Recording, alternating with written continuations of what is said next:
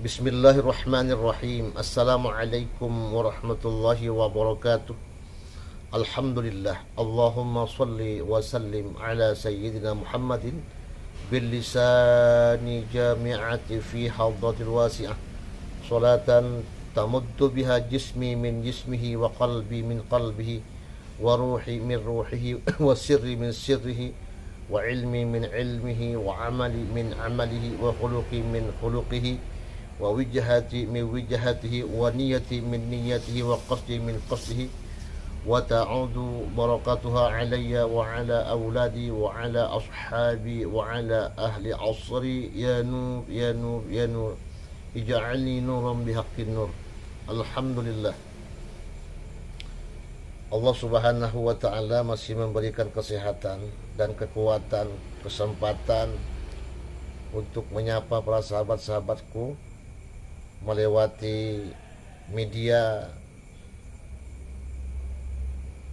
di malam hari ini. Apa kabar?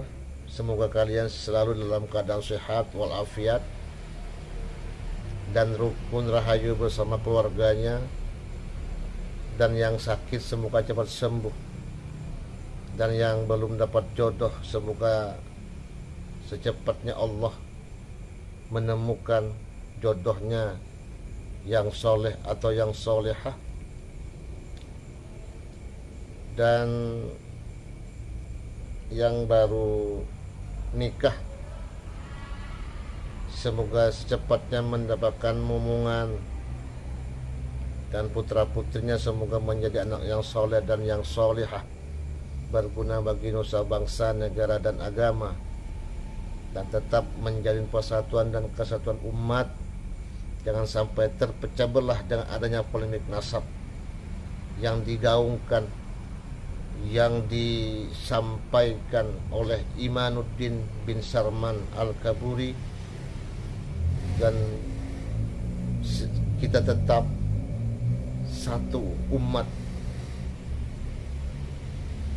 Jangan sampai kita terpengaruh oleh ocehan si Imanuddin itu. Rugi kita kalau ikut Imanuddin, bener rugi. Lebih baik kita ikut ulama-ulama kita terdahulu, ya. Kalau tentang nasab, dari dulu, zaman dulu, para alim ulama mereka mempunyai landasan ilmu, dan bermacam-macam ilmu beliau kuasai, baik ilmu dunia maupun akhiratnya. Masya Allah, tabarakallah, tidak membatalkan satu orang pun, cuma si Imanuddin aja. Kan aneh, ada apa di balik itu? Tentunya di balik itu adalah nafsu.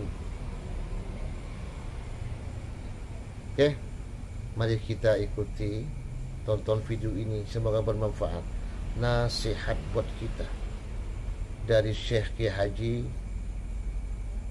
Nuruddin Marbu Al-Banjari. Beliau adalah putra daerah Kalimantan Selatan. Semoga beliau selalu sehat walafiat, istiqomah di dalam ibadah kepada Allah Subhanahu wa taala. Amin ya rabbal alamin. Selamat menonton. Bagaimana kira-kira kalau ada terdapat orang yang mempermasalahkan dan mempertikaikan tentang nasab daripada habaib? Jadi dengan kita, kalau seandainya ada dengan seseorang yang mempertikaikan tentang kepemilikan kita terhadap kereta, kepemilikan kita tentang rumah, kepemilikan kita tentang tanah, apa yang kita lakukan? Jadi kalau memang dalam keadaan emergensi, kita akan tunjukkan kerapatan. Ini buktinya hanya kepemilikan. Begitu juga dengan nasab daripada para habaib, mereka ada silsilah nasab. Dan juga di Mesir ada satu namanya Binayatul Ashraf. Kalau di kita di sini Allah tidak pasti. Salah satunya Binayatul Ashraf di Jakarta, begitu ada Binayatul Ashraf, dia yang mengaku Sayyid itu mereka cek akan mereka sedikit nasab silsilahnya sampai kepada Sayyidina Rasulullah SAW atau seperti apa. Maka begitulah juga dengan yang mempertikaikan tadi itu. Jangan mempertikaikan, mengkosong, buktikan kalau memang itu bukan daripada keturunan Sayyid, kalau bukan daripada Ahlul Bait. Satu, memangnya kita saja yang berketurunan, nah, langsung bodoh. Dia mungkin barangkali kita Rasul itu siapa? Sayyidina Hasan Husain. Tolong sebutkan siapa di antara daripada yang diperliskan, yang dipirakan, yang punya dzurriyyat atau juga yang pernah berkawin dengan perempuan sampai kepada 400 kali. Ayo, tolong sebutkan. Nikah secara halal yang pernah melakukan ijab kabul sampai pada 400 kali. Kalau tidak sampai 400 pun lebih daripada ratusan. Itulah dengan Sayyidina Hasan bin Ali. Semuanya tahu. Kalau tak tahu jangan komen. Kalau tak tahu tapi cakap. Kalau seandainya yang cakap itu misalnya kiai, kita kata kiai tutup mulut. Kalau sahib sama kita tutup mulut. Kalau majlis jamaah juga tutup mulut. Kenapa? Sebab Sayyidina Ali yang berpesan kepada masyarakat Kufah dan memberikan julukan kepada putra beliau bernama Sayyidina Hasan itu sebagai laki-laki mitlaq, suka menceraikan istri. Tapi memang dibalik daripada mitlaq daripada hikmatnya, terusnya dengan beliau kawin dengan 4 orang, sumur hidup dengan yang 4 itu tidak akan tersebar banyak ahli bait keluarga baginda Rasulullah SAW. Kawin berpisah, kawin cerai, durian. Yang pernah pada suatu ketika 4 orang beliau ceraikan dan juga kawin dengan 4 orang pada hari yang sama. Coba. Nah, laki-laki kan positif, laki-laki beda kalau dengan perempuan kalau sudah berusia 60 tahun itu sudah terputus, kemungkinan akan hamil itu mungkin 1 daripada 100, mungkin juga 100% tidak akan hamil. Beda kalau dengan laki-laki kalau berusia lanjut sekalipun masih boleh untuk mendapatkan durian dan juga untuk mendapatkan keturunan. Maka dengan berkat Sayyidina Hasan yang berpoligami dengan sejumlah sekian ramai di antara daripada kesan daripada poligami yang banyak tadi itu terdapat sejumlah sekian daripada ahlul bait, daripada keluarga baginda Rasulullah SAW.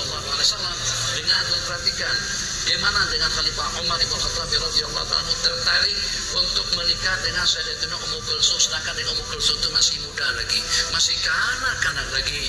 Jadi beliau menyatakan bukan kena nafsu, bukan kena syahwat, bukan kena keinginan, bukan kena rupa, tapi aku menikah agar aku ada sila, agar aku ada tali penghubung sampai kepada Sayyidina Rasulullah SAW. Jadi dengan sila pun tidak menolak lamaran daripada Sayyidina Umar untuk menikah dengan Sayyidatina Ummu Kulsum bintu Ali radhiyallahu taala anhuma. Lanjut. Jadi dengan Sayyidina Hasan yang mitlaq tadi itu jumlah bilangan keturunan ada di mana-mana dengan jumlah bilangan yang tidak dapat itu dengan angka. Oke, terus setelah lahir dilihat daripada Sayyidina Hasan sudah ada keturunan lagi terputus. Nah, jangan pikir kalau kita dipilih saja kami terus dapat anak, mereka juga kami dapat anak terus bersambung, terus berebat dengan jumlah bilangan yang tidak terhitung ramainya daripada keluarga Sayyidina Hasan radhiyallahu ta'ala anhu. Kita tengok penghujung daripada mereka tidak luput daripada 2. Yang ujungnya Al-Hasani berarti daripada keluarga Sayyidina Hasan, yang ujungnya Al-Husaini berarti daripada keluarga Sayyidina Husain radhiyallahu ta'ala anhu. Jadi kata warga masyarakat Kufah itu terpulang kepada cucu baginda Nabi SAW, terpulang kepada salah satu daripada 2 pemuda di surga. Dia berkenan, dia nikah, dia berkenan, terus dia berkenan akan dia teruskan. Kalau tidak berkenan, kami pun tidak menolak dan tidak menyimpan rasa dendam atau juga benci. Kenapa? Sebab di antara daripada kebaikan yang mereka kejar dalam bahasa hadis Nabi kita mendoakan yang menjadi istri kepada baginda, yang menjadi mertua kepada beliau akan bersama beliau nanti di dalam surga. Sekarang bagaimana dengan anakku kawin dengan salah seorang daripada cucu baginda Nabi? Bagaimana itu tidak jadi satu kebanggaan? Bagaimana dengan pak mertua, mak mertua tidak merasa bangga kalau pada itu dengan anak darah mereka kawin dengan cucu atau dengan cicit atau dengan keturunan Sayyidina Rasulullah SAW. Jadi ala kulli hal kalau tidak mau juga dengan bahasa semacam itu, maka kita kembali kepada bahasa Nabi sebutkan. Kalau seandainya kita diminta atau dipermasalahkan tentang kepemilikan kita terhadap rumah, terhadap kereta, maka kita akan tunjukkan gerak kita ini buktinya. Tengok situ, pandai baca Muhammad Nuruddin Marbu Pancar. Pada situ nampak paspor ada pun ada. Tengok fotonya, geraknya atas nama Abi itu, Avanza atas nama Abi juga. Jadi mau apa lagi? Nah juga begitulah kalau kita nak pastikan. Kalau kita nak pastikan atas macam mana? Suruh polis trafik tangkap gambar. Siap 5354 nama Muhammad Nuruddin kena saman 300 ringgit. Berarti tak jelas sampai ke pemilikannya. Begitu juga kalau kita nak pastikan tentang Alil Bait, tentang Habib Umar, angkulan semuanya di kalangan para habaib sampai kepada Imam Al-Muqaddah, sampai kepada Sayyidina Ja'far, sampai kepada Sayyidina Ali, sampai kepada Sayyidina Rasulullah SAW. Gak ada kerjaan. Dalam bahasa nasab Nabi kita sudah pesankan, itu orang berarti tak mengaji. Maulahum macam ngaji hari-hari, tapi ternyata tidak banyak mengamat tentang perkara itu. Mereka-mereka yang komplain, yang memprotes tentang para habaib, ada dalam beberapa perkara Nabi kita pesankan untuk tidak kita pertengkarkan, dan antara lain itu adalah nasab at-ta'nu alal ansab, mentaan, artinya mencerobohi dan juga mempersoalkan, memprotes tentang nasab, tentang keturunan, di antara daripada 3 perkara, di antara daripada beberapa perkara yang terlarang, qil wa qal, ita'atul mal, banyak ngomong, banyak cakap, uang duit, wa ta'nu bil ansab, dan mentaan tentang nasab seseorang. Nah, begitu juga dengan nasab terhadap ada Hasani. Kok kenapa Hasani? Kenapa terbagi? Kenapa ujungnya katakan saja Al-Idrusi? Memang daripada keturunan Al-Idrus.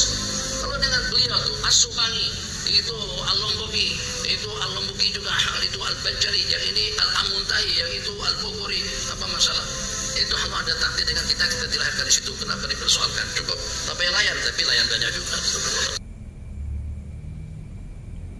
Demikian sahabat ya, videonya, penjelasan dari beliau Kiai Haji Nurdin Marbu Al-Banjari. Beliau putra daerah Kalimantan Selatan. Semoga beliau selalu sehat walafiat dan tetap istiqomah dalam beribadah kepada Allah Subhanahu wa taala. Amin ya rabbal alamin. Terima kasih sahabatku. Bagaimana menurut Anda? Silahkan di komen.